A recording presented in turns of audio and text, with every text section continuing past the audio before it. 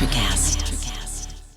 Why wait to see if you'll get something you like this Valentine's Day when you can go to BlueNile.com and find something you'll love? Whether you're looking to treat yourself to a little winter sparkle or show a galentine how much you appreciate them, Blue Nile offers a wide selection of high-quality designs, expert guidance, and free 30-day returns for the ultimate peace of mind. You can even design your own jewelry. Right now, save up to 50% at BlueNile.com. That's BlueNile.com.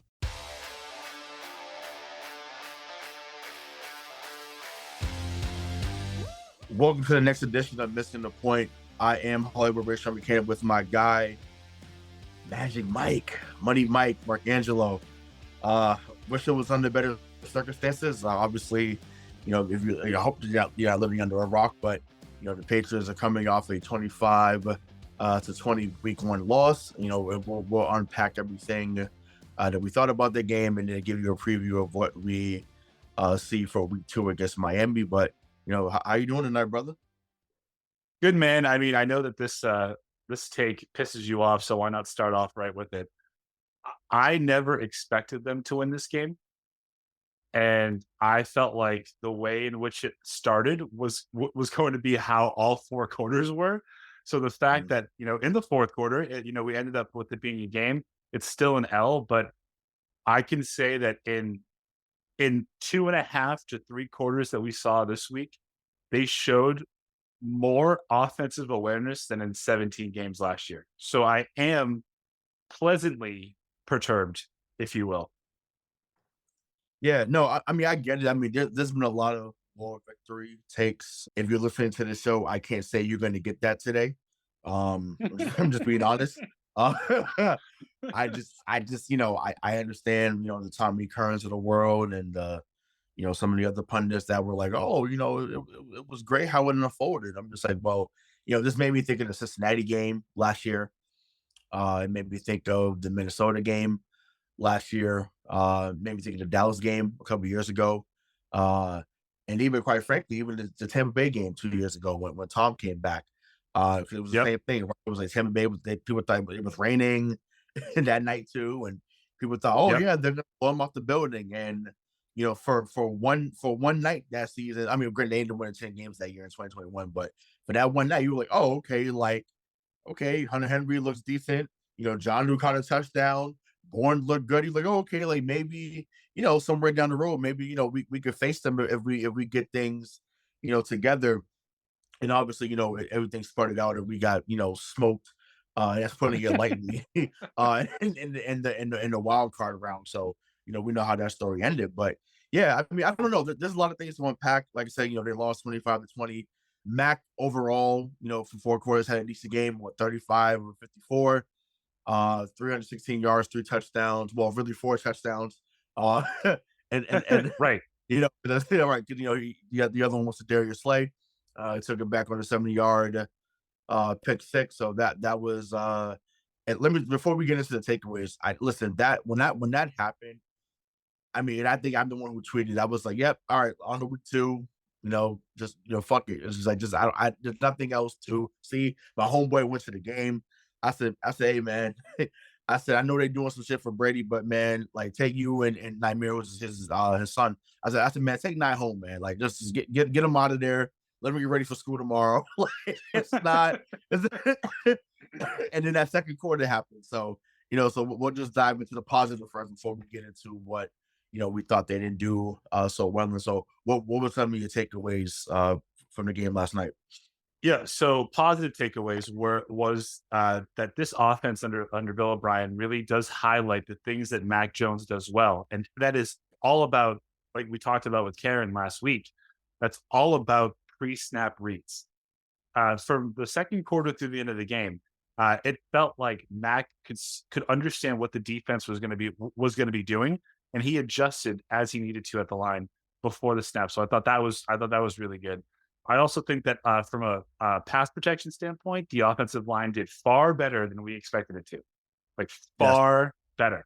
The fact that he wasn't sacked until there was 3 minutes left in the game.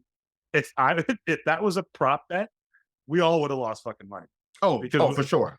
We would have had him sacked on the first possession. But I think that coming out the locker. Yeah, I mean that is. I think that is exactly what we talked about last week with Karen.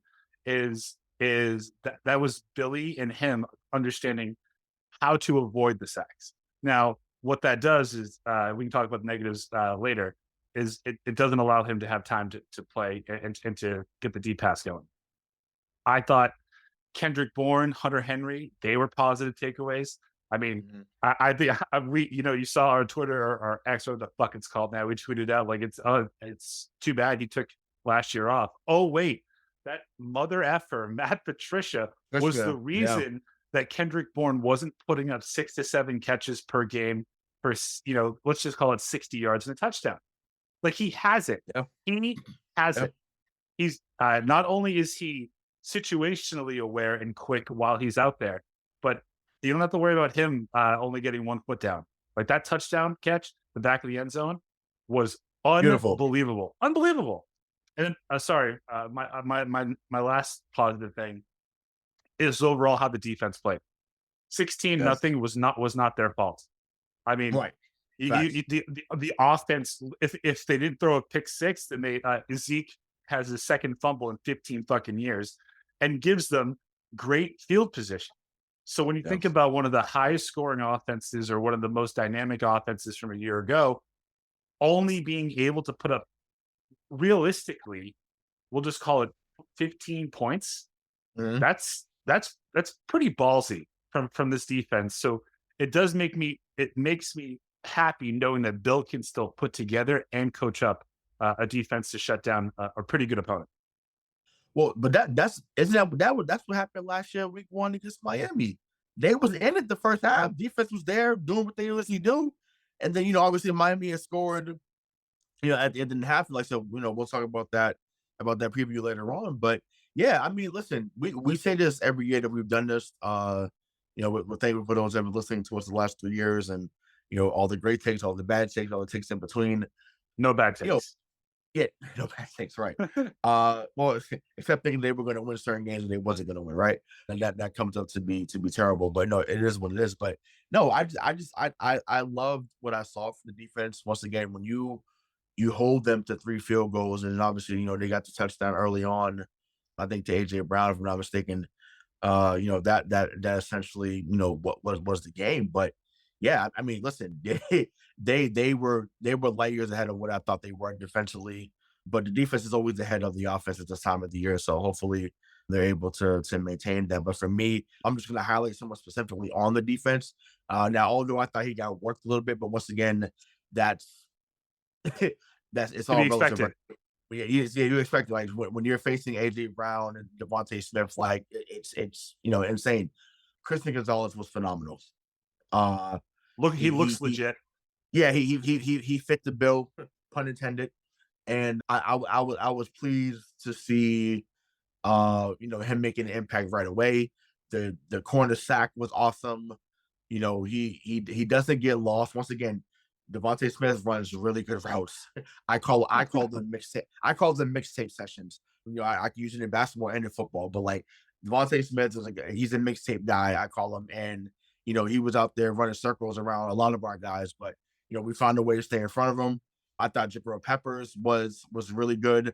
Talking about another find. I mean, someone that was damn near put the waste in Cleveland and in New York. He comes here and becomes Ronnie Harrison light.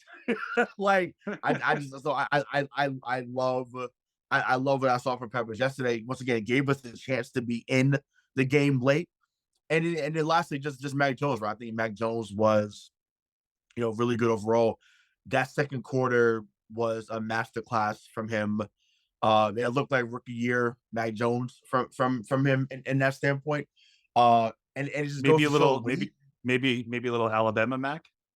Yeah, pretty much. I mean, he brought it up. He said, "Hey, you gonna see a little bit of that." And once again, I want to see for you. You don't think we want to see 41 touchdowns and 4 picks? Of course we do. Because if that's the case, we're going at least to the divisional round. At least if that's the case, especially how good this defense is. So I'm here for that. But yeah, listen, the first throw, I think the Henry to get the touchdown, I was like, that's one of the best throws he's made in his young career. I was like, wow. I was like, okay. But and I once again, I don't want to go crazy already, but it is what is just when I think about it. It's amazing how as soon as you bring back the seam route, it's what do you know, Mike? It It's works. effective. It works. Wow. What do you fucking know? You run the seam route, whether it's with your second, who looked decent in the time that he was out there. You throw the touchdown to Henry, you get a couple first downs from the second, you get the touchdown from Bourne late in the game. I'm like, wow, you run the seams play, and what do you know? Or four verticals, as they would say on Madden. So that's a Madden. And what do you know? That play becomes effective. So to me, I was pleased to see what the offense was. I thought, like I said, besides the fumble, I thought in limited time, I thought Zeke was okay. Stevenson, I didn't know that he was dealing with the stomach bug or whatever that he had, but he definitely caught as he always does every game.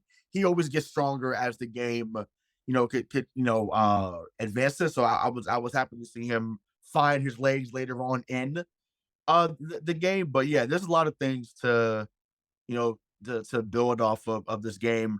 Like I said, I still can't give them more victory, stance, but once again, there was a lot of good things that I saw that I was pleased to see, and hopefully it carries on not just for this week, but the rest of the season. So, with that being said, just what were some of your thoughts on the negative side before we move on? Oh, I have a lot of fucking thoughts on the negative side. So There I'm gonna you need go. I'm gonna need some Would have time won here. any other way. So I did say that the offensive line from a pass protection standpoint did well in that game, right? But Yep. from a run blocking standpoint, they fucking sucked. And yes, I know that Stevenson had the stomach bug, but he had 12 carries, 25 yards. And I promise you, he didn't forget how to run in the offseason. That was Right. not on him, right? Right. When you have Zeke, I think he had like what 7 carries for he was just under 30 yards. So they Yes. had 29 yards. Yep. as a team, they run the ball 22 times for 76 yards. That is, I mean, that sucks. That Yeah. really sucks. And my fear is, one of Mac Mac is his best self in the NFL under play action. Play action only works if there's a threat of a run.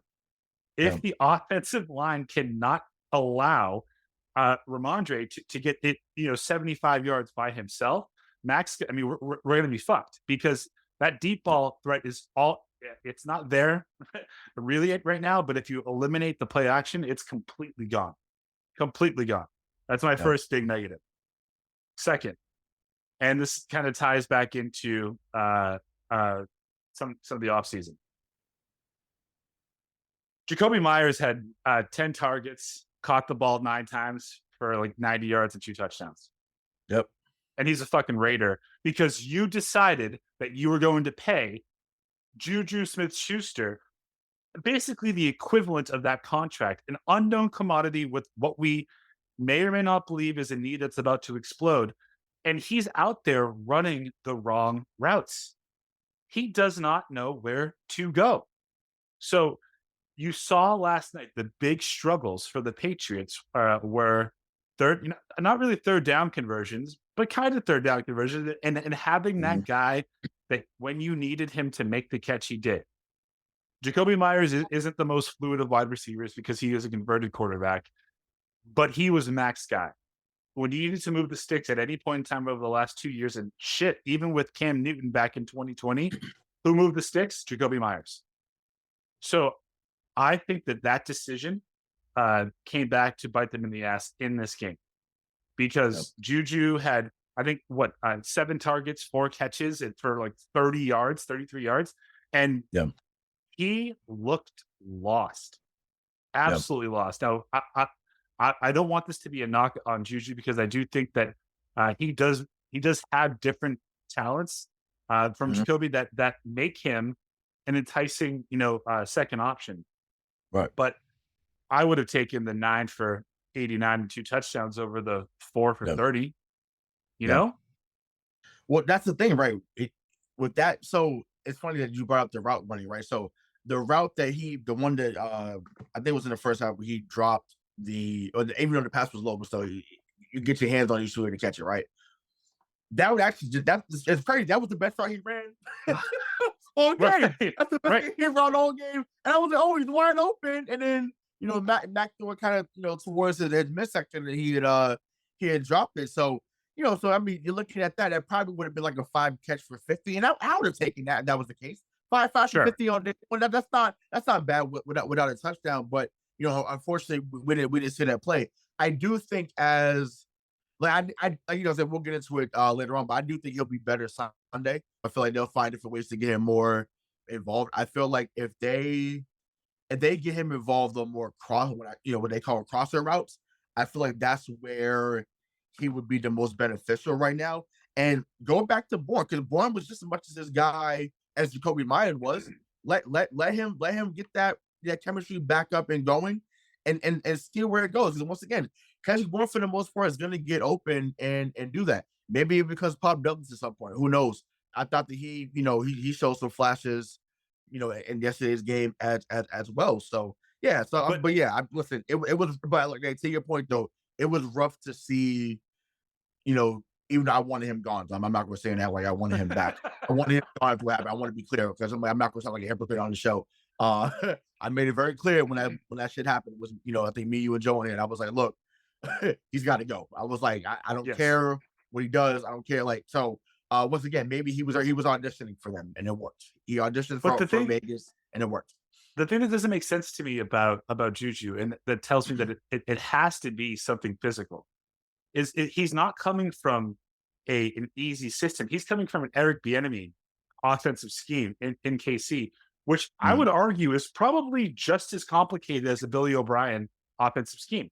This guy, this isn't like the Chad Ochocinco coming in here in 2011 when all he did for the previous 10 years was either run outs or run seams. This guy knows how to play in complicated systems. And for him to look as lost as he did, and the body language too, bro, like you saw it, right? Like the catch or the route that you're talking about, when it wasn't a great pass. Matt is not known for his arm strength. I get it. But I fundamentally believe that if you don't have to lay out for a catch and the ball hits you in the hands, it's a receiver's responsibility to bring it in. When he dropped it, you could just see like in his face, he didn't think he had it. Like he didn't think he should be out there. And we don't need that Juju. We need the TikTok star, the one that's in your face. We need that swag back. I don't need the fucking TikToks, but I need that swag back. And hopefully you're right. Hopefully we see that. But the only thing I thought about when you were like, what are your negatives, was Jacoby Myers' stat line. Because it's unnecessary and it's offensive that was not here. Yeah, I mean I mean once again that's true. Once again, just from the number standpoint, like I said, but I cannot say like I said like I wanted him here. I was one fan. Gotta go. You were the first one. I know. Yeah, I had the pitchfork ready to go. So once again, happy for him. Once again, I had a chance to meet his family. Well, hope he's okay because he took a fucking hit at the end of that game and didn't get up. So I really hope he's okay. So I just see that. So hopefully he's good. Like I said, I had to meet his family down in Miami when the last game that Brady was down there in Miami and they beat him 43-0. And so his family, wonderful people. They're from North Carolina because he went to NC State. Went undrafted in 2019. So so once again, got the bag. Once again, I'm sure McDaniels also doing him obviously. So because like I said, he led the team in receptions. Devontae Adams only had 6 catches for I think 65 yards. So, that goes to show them I think they went out their way to make sure that Jacoby was, a highly used asset in that game. But, but back to yesterday's game for us, for me, it's the decision making, man. The decision making was a negative takeaway for me. And once again, I didn't have to write this down because I have etched in my brain. It was 9 minutes and 35 seconds left in the fourth quarter. You have the chance to get the field goal to bring you up to 17, which would have helped later on in the game. You don't go for it. I mean, you do go for it. Unfortunately, it's turnover on downs, and then they come back and Elliott gets the field goal, and it's now 25-14. Now, obviously, that doomed to be really the game because obviously you didn't have the full comeback, but you're probably playing things differently if You get the field goal there. Obviously, you get the turnover there. And obviously, just because you get one doesn't mean the other thing is going to happen, but you at least want to have that chance or give yourself that chance at the end of the game. So it was a few head scratches. Usually, Bill is someone who takes the points there. And I feel like, and it's not like one of the things where I don't think that he had a thought that, oh, we can't stop them, because you were stopping them. Like there was a time you had 4 3-and-outs in a row. Like you were stopping them. Jalen Hurts was not magical yesterday. Kenneth Gainwell, who was someone I wanted here, was torching us early. But then then the wide receivers started taking turns. AJ Brown had a little run in the third quarter. Then it was Devontae Smith and the fourth. So yeah, I don't know. I think to me, they were aggressive at points, and I appreciate that. But I felt like at times they were aggressive when they didn't need to, because the defense has showed up all day, and I felt they would have showed up one more time in order to give the chance, for them to win. And then last but not least, let's take a deep breath. We're still waiting. We're still waiting on Matt Jones' signature moment. Like it's just like, when are we going to get that? If Kayshon Boutte remembered that you needed to have 2 feet down instead of 1, we would have probably had it. Yeah, but I'm like, but even then, it's just like, I don't know. But even like the little throw before that, like it goes in the air, like, and sometimes I'm like, where's the arm strength at? Because once again, if it's like the 15 to 20 yards, he can zip it in probably with the best of them. But anything over 25 yards, it looks like me at the YMCA, and it's like it's not a good look. It's not a good look. It's not okay. So I'm just like, I don't know. Once again, I was hyped, but I'm just like, in the back of my mind, I'm just like, he's not going to have the moment that we think is going to happen. And then he comes up there and gives the "what was me," press conference. No, they gave me the ball, twice, and with a chance to win, and I just couldn't get it done. And I'm like, listen, I don't need an Eli Manning part 2. I don't need an all shot. And hold on, let me say that, Bill. Let me not be disrespectful, because Eli Manning in the playoffs was actually fucking phenomenal. And he done whooped us twice. Yeah, it beat us twice. Yeah. So yeah, let me not put him in that category. But what I mean, I don't need the all shucks moment. That's what I need someone to say, you know what?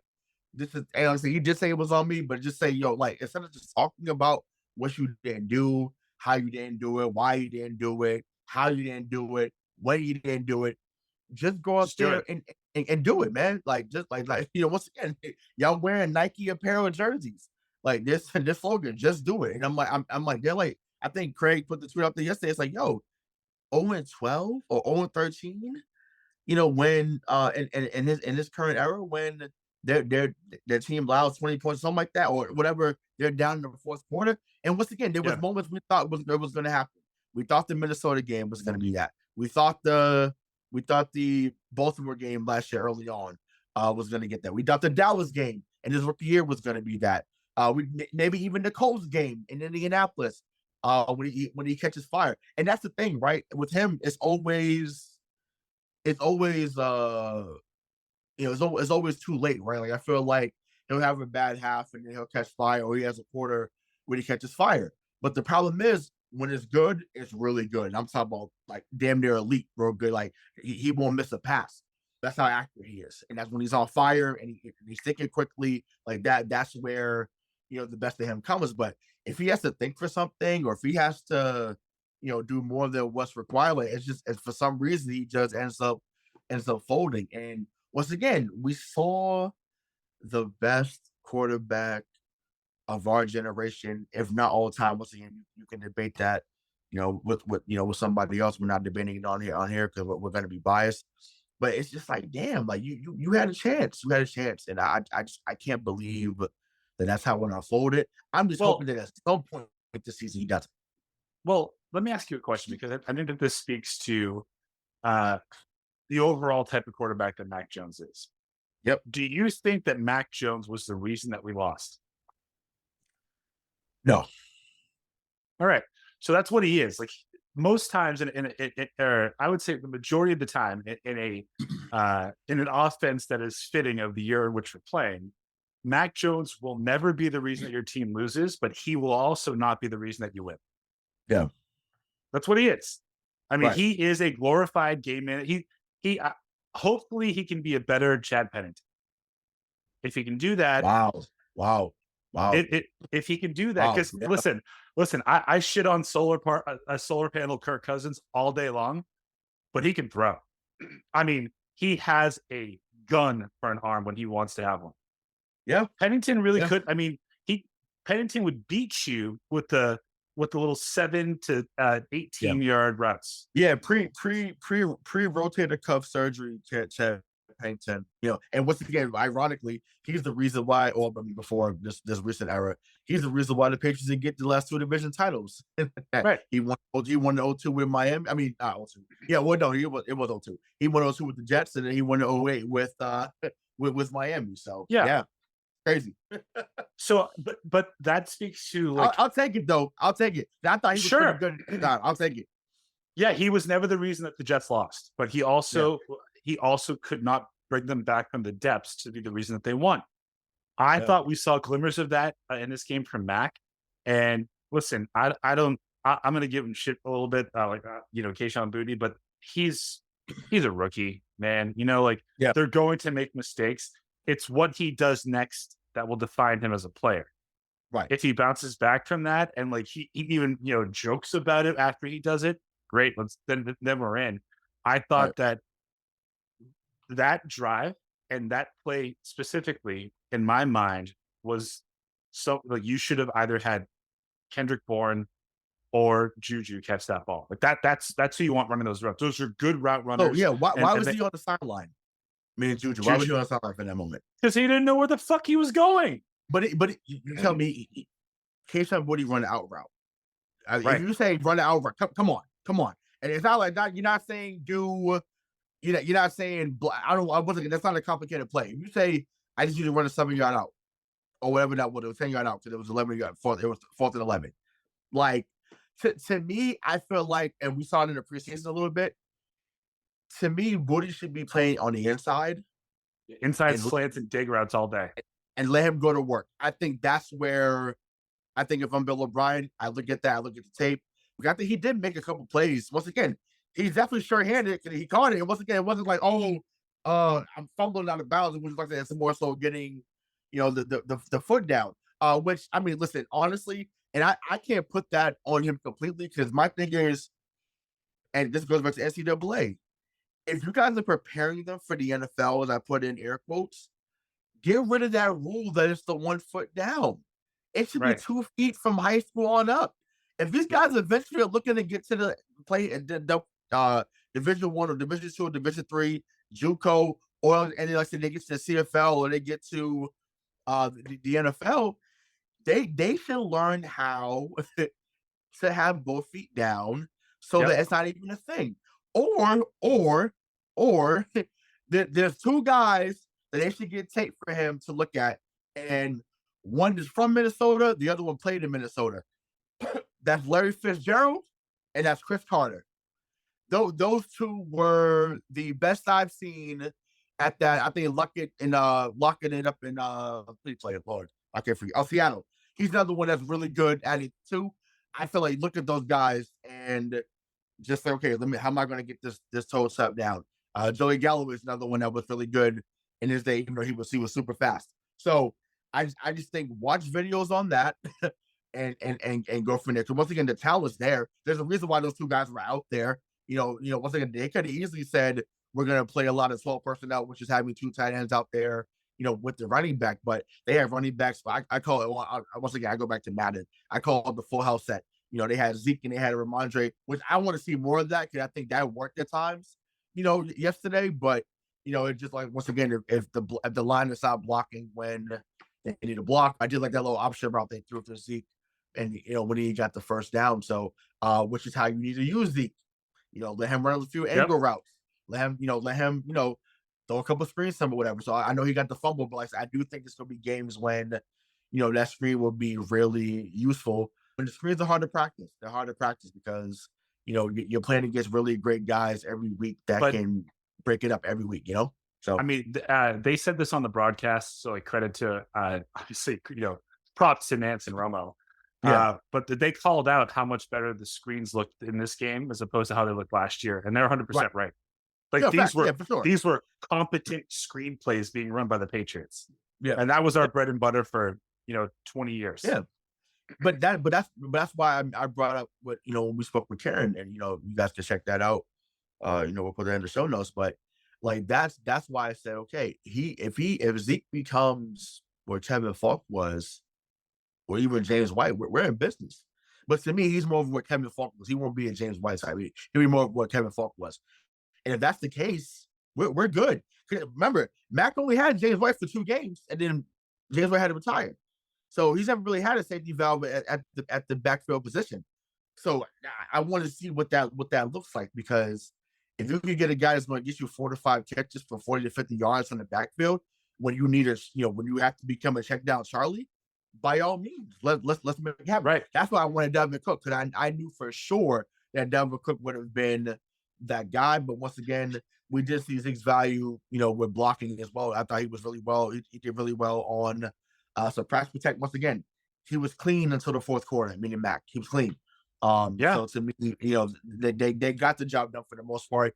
I felt that the rest made some phantom calls, mainly on Hunter Henry. I feel like he's the one that gets the brunt of the phantom calls.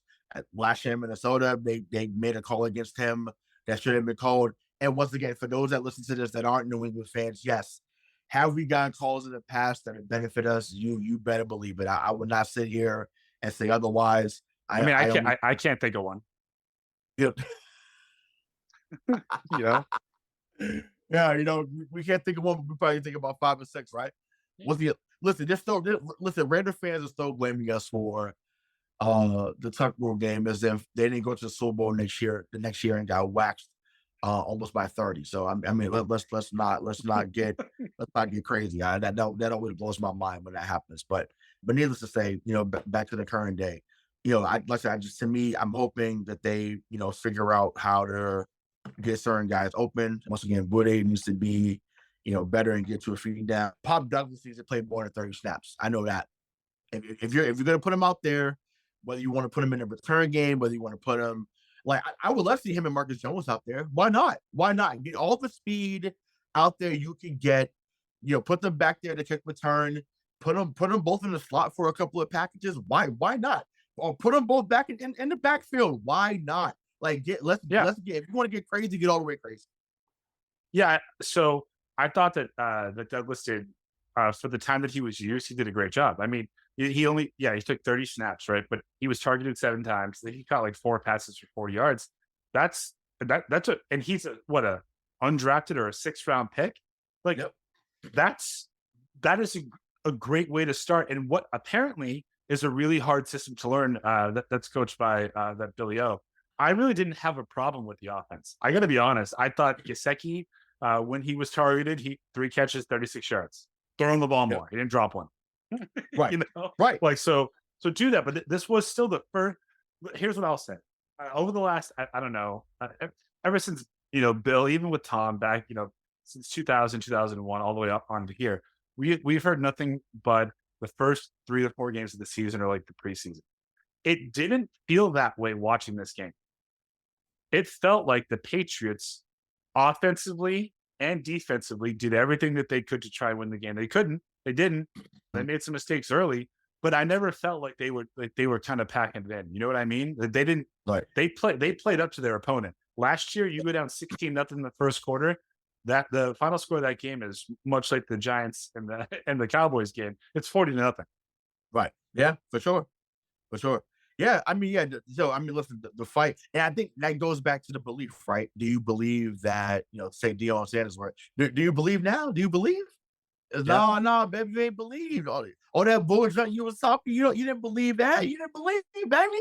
Right. Well, don't get it twisted. Like, the Patriots ain't here; they still coming, and they got a little long way to go. You know what I mean? Like, but I think last year we would see in situations in games where the opponent would go up by 16, even 14. The defense would stop playing because they didn't think that the offense could come back. Yeah, they believe in that for whatever fucking reason. They do, and I want them to harness that for as long as possible. Yeah, and just so obviously good. This is unfortunate, but I have to say this. This is breaking news.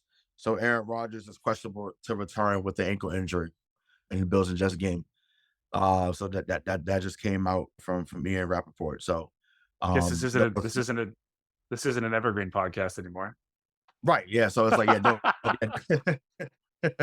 yeah, don't know the severity of it, but yeah, you got hurt. So, but this is why, before we get into week 2, but this is why I always say there's nothing in sports that's absolute. People automatically said, "Oh, New England will be 4th. New England may not win more than 5 games." And even some with other divisions, like, "Oh, like so and so will get MVP or so and so would get, Rookie of the Year." It's just like, yo, like you have to play between the lines. You have to, like, you get guy, you have to go out to actually play. Like you can give all the hype train you want. And once again, perfect example is what we saw last night, Sunday night. Like there was a lot of hype around, the G-men. And, once again, you let a team come into your house, once again, in a division rival at that, come into your house and 40-piece you? No way. No way. You got to play these games. And once again, all that talk means nothing between the lines. Once again, Philly should have beat us by 40 when they played last night. But they got comfortable thinking that this was a team from last year and the team was going to quit and just lay down, and that wasn't the case. And when you have something to prove, you look different. So, but no, like I just want to put that out there. I was just, to me, there's only been one absolute in sports, and that was the 2017 Golden State Warriors. You knew as soon as Kevin Durant signed, you knew that they were going to be NBA champions. There was nobody that was going to beat them, and it didn't matter. So other than that, there's been no other absolute in sports. So we have to stop doing that. Well, we're saying, giving those type of takes. It's crazy. Just to be clear, you and I both said that they were the 4th best team in their division once Aaron Rodgers signed. So like we're everyone's guilty of it. I also just to be clear, yes, yeah. No. So we say, but like I told Ken, but I feel like we say that stuff now. Well, I'll say me. I won't speak for you or any other picture fan. You we go say ahead. a lot. We say a lot of stuff now to cope. Like no, I'm serious. We cope because it's like there's no way. Like the Jets and the Cowboys of our division. Let's be honest. So many times they've had the hype of being a team that could finally do something. And you had Mark Sanchez, you had Brett Favre, you had Chad Pennington, you had Ken O'Brien, you had Vince Testaverde. There's so many guys that came through there. You had Boomer Esiason, who was a former NFL MVP, even though he was MVP at that time. But you had all these guys come through. And it's like they've all come and they've all failed. They've all failed. Everyone's fallen since Joe. So I was like, yeah, from a regular season record, of course, yeah, I thought they were going to do better than New England. But once again, you have to play the game. But once again, because we have seen 13 wins, 14 wins, 12 wins, 11, 10 was the floor for us for years. Oh, we're on 10 games. We're not that good of a team. Like they didn't win 10-6, I think, in 05 when they had beat Jacksonville. And that's true. I think so. 10-6, maybe. I think they went 10-6. I feel like they went 10-6 in 2009 in the return of Brady. Gotcha. Okay, by Baltimore. They went 11-5 and lost to. I think they went 12-4 in 2005 and lost to Denver in the divisional. That's what it was. Gotcha. Okay, yeah, exactly. So so we were like, oh my god, like we looked at 11 wins like it was disgusting up here. Like that's how pathetic we became up here. Was that 11? Yeah, wins? we got too full of ourselves here and started thinking that our shit don't smell. It's like we used to look at the teams that would win like 9-10 games, like, oh, it's a tomato can. Well, again, like newsflash, like that's where we are now. We thought that there was going to be a seamless transition once the quarterback left because we had the coach. Yeah. It turns out it hasn't been. But if they tanked, it would have been. No. Yeah. If they tanked, it would have been, because he let his pride get the best of him in 2020 and say, okay, well, we're still trying to patchwork this together. And it's like, no, like after that Seattle game, you had no hope of winning the game. Ray, I promise you, if the Patriots had the number 1 overall pick in the 2021 draft, Bill Belichick would not have picked a quarterback. He wouldn't have done it. He would not have done. He doesn't value the position enough to do it. He wouldn't have done it. I mean, listen, we were still surprised that he picked back to 15. So I mean, but let's be I know let's be real. I broke the keyboard because he didn't pick Justin Fields. I remember. I'm okay with that though. I know you was hype on that, but I'm like after what I saw again yesterday, I was like they were so gonna it's a wrap. I own you.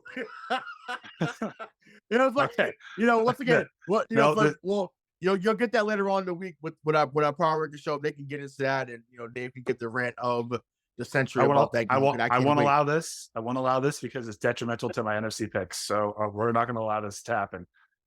Before we talk about the upcoming I game, love it. there's something that you wrote in the notes, but I don't think we actually addressed up front. Yep. Like the thoughts on going forward instead of kicking the 37-yard field goal. So they went for it 4 times, I think. Two of the times I was okay with. The other two I wasn't. But I understood the premise. But like I said, the only one that really gets at me was the one at the 9:35 mark. You had a chance to go get the points there. The game was nowhere near over at that moment. I felt like if they had just got to 19 because it was 16-14 for a while. Then Elliott gets the field goal, goes up. They went up 5. If you would got that score there to make it 19-17, once again, I think this year setting up things a bit differently. So that was the only one I had there. Once again, they were super conservative at times last year, so I can't go too hard on them being aggressive in this moment because I appreciate it. But at the same time, it's just like I guess no one to pick the spots, and clearly he was bothered by it, meaning Bill, because when I don't know if it was Mike Reese, so I don't know what reporter brought it up in the post game presser saying, oh, like what was the reason behind going for it? And he said, well, if I didn't go for it, you guys would say X, Y, Z. So and that was classic snarky Bill, emotional Bill. Usually I get on him for something. Yeah, that's emotional, Bill. Yeah, he really made fun of me if I didn't go for it. Yeah, exactly. I do think that we it's 4-2 in Indy all over again, right? It's just like what? No, I'm saying like that. The questioning after that was like, what are we doing? Like, what do you? And that was like the first chick in the armor. He was like, okay, like usually when he makes these decisions, like we actually we come on top. Like what? Like is he losing? Is he losing it here? Type thing. I think that was the first thing. That was the first time people started thinking like, okay, well maybe it's not the same. And then obviously some things have changed, later on. But yeah, I don't know. Like I said, two of the times I was fine. The other two, I just wish they went for the points. My thing is, if you're gonna invest in Chad Ryland so much that you made him a 4th-round pick, and you see the leg, I mean, he had 3 or 4 touchbacks. Just the leg is there. You probably could hit him up from 70, even in that weather. So why not give him a shot? And he boomed one of the extra points. So I'm just like, why not have him go, and get a couple of field goals to see how he does in inclement weather? But do you think they would have moved differently if Nick Folk was out there? Because I do. Yeah. So yes, I do think that. But I also this to me isn't as much of the 09, 4th and 2 in Indy, because that Bill did that because he didn't think his defense could stop Peyton, regardless of whether they started on their own at their own end zone or on the 1-yard line. He just didn't have any faith in defense. For me, this is twofold. It was a dual purpose. One, this came after they already converted on the 1-4 down. So he was feeling it. Mac was cooking for the majority of the second and third and even fourth quarter. So I think he trusted the offense. But second, this smells to me more like the Giants in Austin when he chose to go for it on 4th down instead of sending out Gostkowski in a pressure situation. Right. Yep. So I don't know if he thinks that the kid isn't ready, but I do know that he did this to Mac 2 years ago against Tom. He chose to kick a longer field goal than he needed to with Nick so that he didn't risk crushing Mac's confidence. Yeah. He does this. He does this every once in a while, especially and with kickers. The last 2 that he's drafted, he's done it.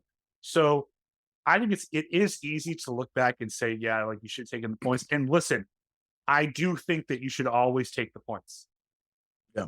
But it is this could be Bill spitting in the face of everyone that says that he doesn't believe in Mac, saying, "Oh Yeah, yeah, I just let him go for it. I gave him the yeah, opportunity." right. Well, I mean, but that's what they used to do before, right? They used to be like, okay, you don't think we can throw it on you 50 times? All right, we're gonna show you. So I want more of that. I want more of the okay, you don't think we can do this, watch this. I once again, I don't know if you have the personnel to make teams watch this, but I'm all for us trying. I'm here for that. So I mean, listen. They at the end of the day, week one is week one. The season's not over. They're not missing the playoffs because of this. They're not going to the Super Bowl because they were in this close game, and so you don't have to take a moral victory from it. If you do, so be it. I did see a lot more optimism on Twitter than I expected. I will say that. So that to me lets me know that we have become really complacent with just watching a good product. It's a long season, and it's like, damn, from here to January, I want to make sure that I'm at least invested in watching something, productive. Especially with the restaurant season already ended, and you know we don't know what Jekyll and Hyde, aka the Celtics, are gonna do come come October. So But that I think that's you what know that's what Patriots Twitter is right now. We are in that situation where, much like the Red Sox the last couple of years, like just give us meaningful games in August, and for the Patriots, it's like give us meaningful games in December, yeah and be in it. And again, like I think we've all talked about this before. We talked about it with Karen last week. There's a real possibility that the New England Patriots could finish 7-10 or 8-9, but look exponentially better than they did last year. yeah Now, if they go 8-9 and Mac has 42 or 4,400 passing yards with 25 touchdowns and 6 picks, I'll take it. I'll take that all day. And that tells me that that he could be a good quarterback here for a long time. I just think that we're in this position right now where we can't just demand wins. That's what the old Patriots would do. Old Patriot fans would do. Although he did yesterday, Tom Brady ain't walking through that door. So yeah we are going to have to slowly rebuild yes our confidence in this, especially when every team in our division, and for that matter in the conference, made exponential leaps to improve themselves, and we didn't. yeah well, on paper. Sure. On paper, yeah. And like I said, we'll see. But but once again, truth be told, and fans don't want to hear this, but it's the truth. Uh, we're in the same boat as Green Bay, and I mean, not to the point where I don't think we're as bad as Green Bay. But I mean, even though they won yesterday, I don't know I'm if Green saying, Bay's bad. yeah. I mean, they'll be better than people expect than people think. But I'm saying like that. I'm saying what people think that they're going to be. I should say that's what I should say. Green Bay went Fair. from Brett Favre to Aaron Rodgers to Jordan Love. We went from a Drew Bledsoe to Tom Brady to now Mac Jones. With Like Cam Newton. we can't do it, right? So I mean, 2020 was a wash. I mean, I don't. That season was a joke. But just think about that. So you went from that in the last 30 years. So it's like you Yeah. went from Pro Bowls. We went to Super Bowls with Drew as well. Went to the playoffs. A few times with Drew as well. See him had that game winner down in my. I don't think that game winner in Miami too, but I know he did really well against them. Years ago, I think week one years ago. Remember the touchdown pass to Ben Coach? Like we had legendary moments of Drew as well. So it's like we've seen a lot of great football the last 25 to 30 years. And now we're like, like I'm trying to go back to the early 90s, mid 80s. Like that's right. No. I don't want that. My thing is at least make the playoffs. And it's not realistic to win the Super Bowl every year because that's just not. There's too many variables in football that go right or left that changes that perspective. Fine, I'm cool with that. But I'm 10-7. I'm good with. I'm good with that. If you go back 10-7 like you were 2 years ago, and you have a shot in the wild card, I'm fine with that. I'm fine with that because Yeah. I feel like they'd be better prepared this time around. You know what I'm saying? So I feel like that would be something I would welcome with open arms. And once again, what I just alluded to a few minutes ago about the injury, with Aaron Rodgers, like if that's something that unfortunately becomes significant, because once again, you never want to see anyone get hurt for a long period of time. that changes how you have to move in the division. You can't just think, well, man, well, maybe we're not as good, or we're going to finish fourth. And once again, it's okay for the fans to think and believe that, because we're going to naturally be cynical. But everybody in that locker room better be like, okay, like here's our chance. We got back to back division rivals. It's time to make a statement. And that said, let's transition into week 2. We got Miami. Miami looked really, really good in week 1. Tua Tagovailoa, someone that's gotten offseason criticism. Someone who people thought that he wasn't going to play more than 8 or 9 games, if that, depending on how the line protected him. Played against the guy that he's going to be forever be linked to, and that's Justin Herbert.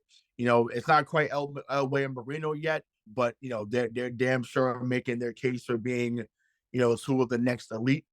So yeah, he threw for 466, so his second time in his career that he threw for more than 400 yards. So just what going into week 2, Sunday night, it's gonna be on NBC 820 at Foxborough.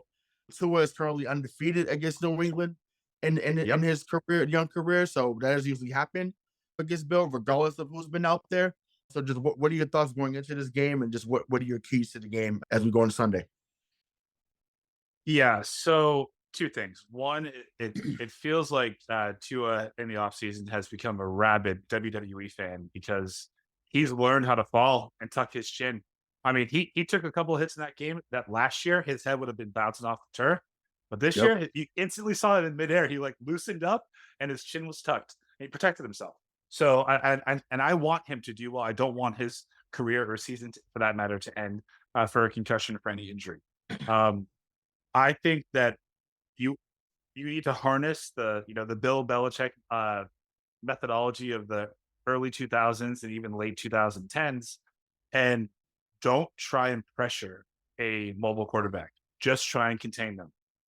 That's all you need to do, because if you rush up the middle, he will break it out to the outside. And I think that you need to put Christian Gonzalez and a safety on Tyreek Hill and just dare Jalen Waddle to beat you, because Tyreek can, and he fucking will. I mean, 11 catches, 215, and 2 touchdowns, and he wanted a 2,000-yard season. I mean, he's on his way after 1 game to a 3,000-yard season. Yeah, crazy. I think we talked about it on the show last year. Like, remember what he said? Now, once again, I still don't agree with it, but he said, Tua throw just as good as Mahomes. Yeah.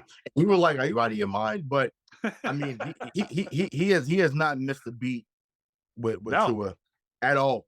When Tua's been healthy, that's been a hell of a duo. So once again, he knows more. He's forgotten more than we know.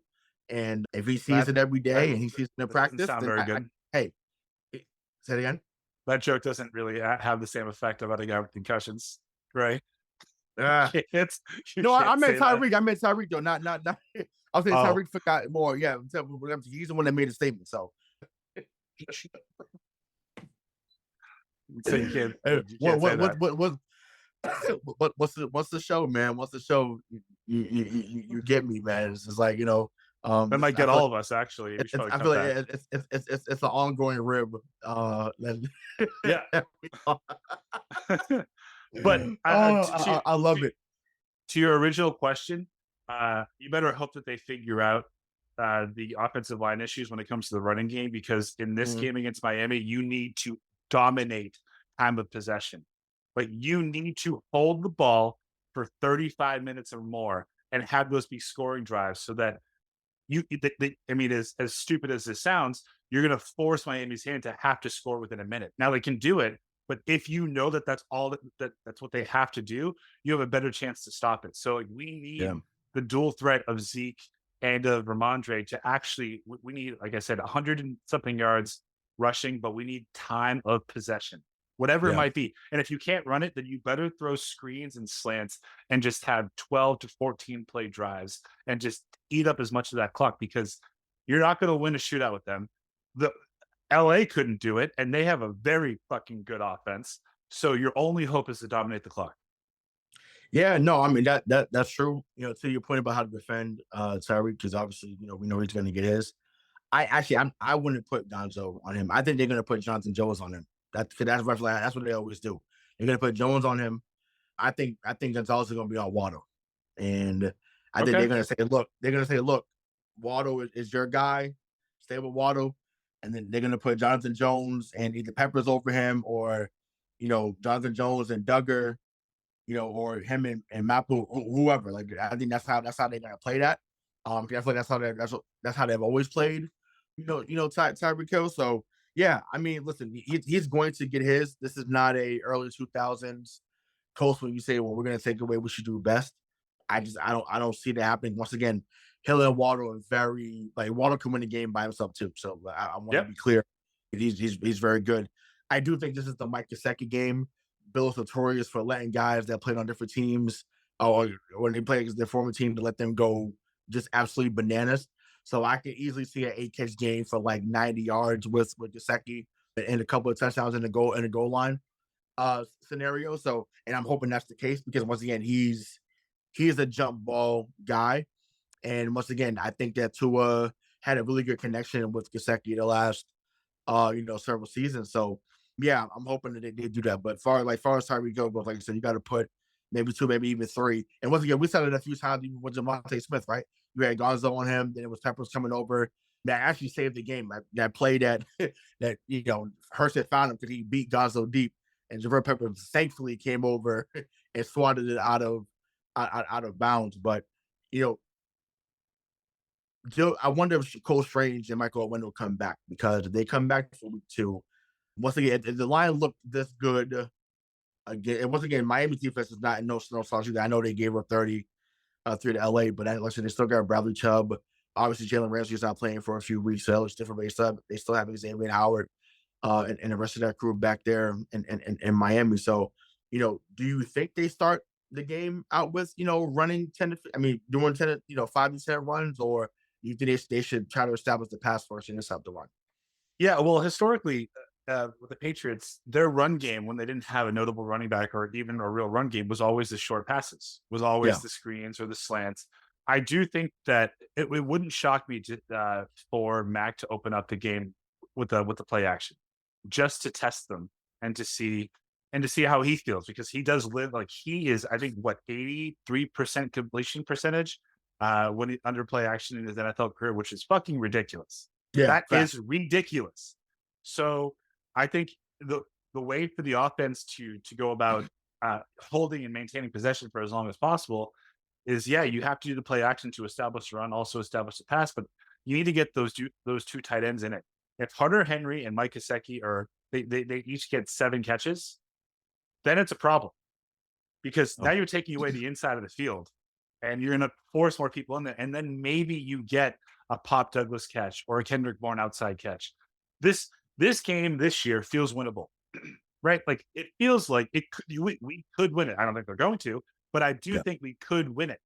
So you just have to play really, really smart offensively. And I do think that Miami's defense, they're no slouches, but they did just let up 34 points or 32 points to the Chargers, again, who have a high powered offense. So there are weak spots, and will Yeah. Mac or will Ramondre have enough time to point those out and to expose them? And that's really what the name of the game is going to be. Yeah, I do think also, I forgot about this guy because he was hurt for week one, or out for week one. I do think if Devontae Parker comes back and practices this week, I think it's another game that he can be, useful in this game as well. I do think there was a few times last year, whether it was Zappy or Mac in there, just go get it. Like, just throw it Yeah. down there, he's on there, and he'll go up and catch it. So he talked about the offseason wanting to be the number one, but okay, well, this is your chance. If that's the case, you come back, healthy. Maybe the one be him, Bourne, and Juju. Like that is a decent 1, 2, 3. If guys are on the A game. And once again, I just think that as the system, everyone gets involved in the system, gets used to the system, then they're going to be better. I do think that obviously, even though Bill's not going to break the record tomorrow for Shula, I do think that he'll be a little more motivated to get the Oh first yeah. one of the season, to get a step closer to the record against the guy that he's chasing in Miami. So I don't know. I just think, to me, yeah, I agree with it. It is more winnable than it was last year. And once again, we're always more. I mean, we did beat them last year, but I mean, obviously, it wasn't two. It wasn't together. It was Right. Thompson, It was whatever, Teddy Skylar Thompson, whatever. Yeah, whatever. Oh, Teddy Bridgewater. Then, and then we heard him too, and then it was Thompson, right? right. Then it was Thompson, right? So, but either way, like regardless of who's been, we usually play them better up here, anyways.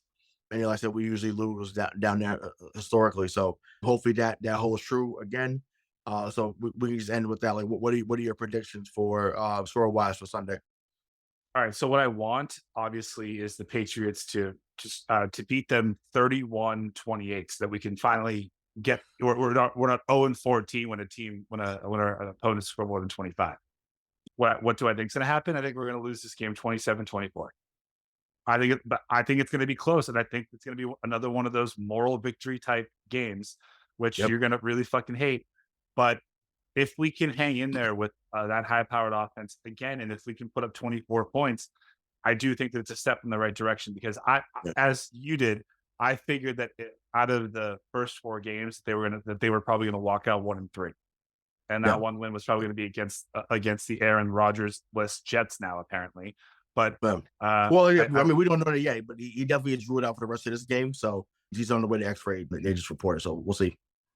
Yeah. So I mean, I think it's going to be a competitive game for sure. But yeah, 27-24, Miami. Yeah. So the fan in me obviously wants 30-24 New England. That's in my mind. My analyst side, podcast side, I'm going 30-31-20 Miami. I just feel like it's going to be something where, I think it's going to be the opposite of what we saw this week. I think we're actually going to get out to a hot start, and then Miami's going to catch fire, and then it's like, oh, like what happened? And then we're talking next week saying, whew, what So it's like the Chiefs Texans game for the playoffs a couple of years ago. Man, well, I hope that we're not 24-0 and we lose. I hope not. Listen, there will be nothing positive out my mouth if that's the case. If we're up 20, once again, I don't care if they're supposed to win a little bit, however you want to look at it. If them boys are up 24-0 against Miami next week, or any team for that matter going forward, and they lose that fucking game, you can rest assured that once again, if there's a show that you ever want to tune in for us, it'd be that one, because the level of F-bombs, the level of pettiness, whatever word you want to use, will be fully on display if that's the case. You can book that for sure. But yeah, like I said, in my heart, I'm not rooting for that. 31-20. Say it again. I'm not rooting for that, but I'm kind of rooting for that. Yeah. Well, I'm all set. Once again, I do not want that to happen in any form or fashion. Once again, I just want to give back to, once again, yeah, we can get back to competitive football, but I want to give back to teams fearing to come into Foxborough. Teams no longer fear coming into Foxborough. That's my biggest problem. Or they don't fear us even coming in on the road. Because people say, oh, well, you guys were in the AFC East and it was weak.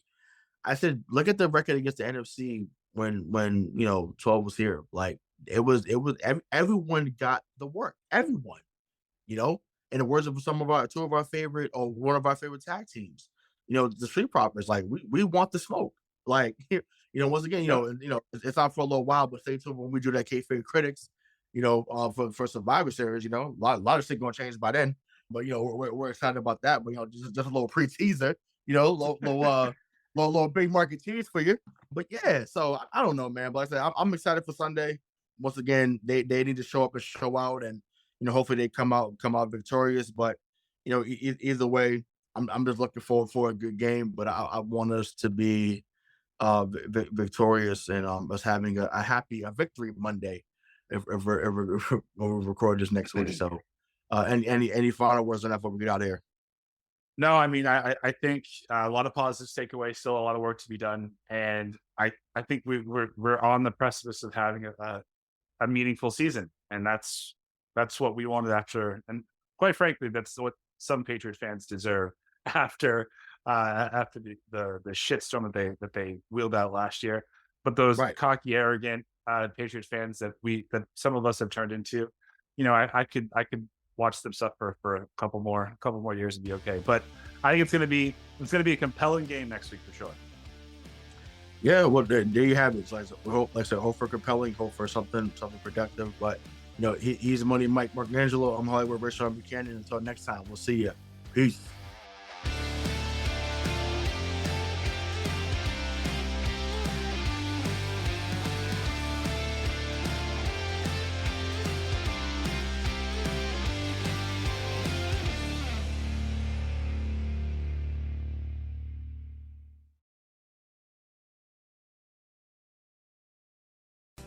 Hey, it's Tim from 50 Years of Music with 50-Year-Old White Guys, the comedy podcast you had no idea you needed. Join Ben, Jeff, and me as we continue our musical road trip back through the years and around the globe. See, just when you thought all white guys were like Joe Rogan, you come across three educators trying to remember when we were cool. 50 Years of Music with 50-Year-Old White Guys. Electricast. Miles, are you ready to record our promo for Season 2 of the Wannabet podcast? David, have you ever seen a grown man naked? Miles, we're not here to quote lines from Airplane. We're here to tell people that Season 2 starts August 18th. But I like Airplane. I know you do, but Wannabet is a sports betting podcast. Each week we bet $1,000 on the NFL teams and games that we love. Well, that sounds like fun. It is fun. And last year you picked over 60% of your games correctly. How'd you do? We're not talking about that. We are telling people that they can find us every Friday. So no more movie quotes. Roger. Electricast. Electricast.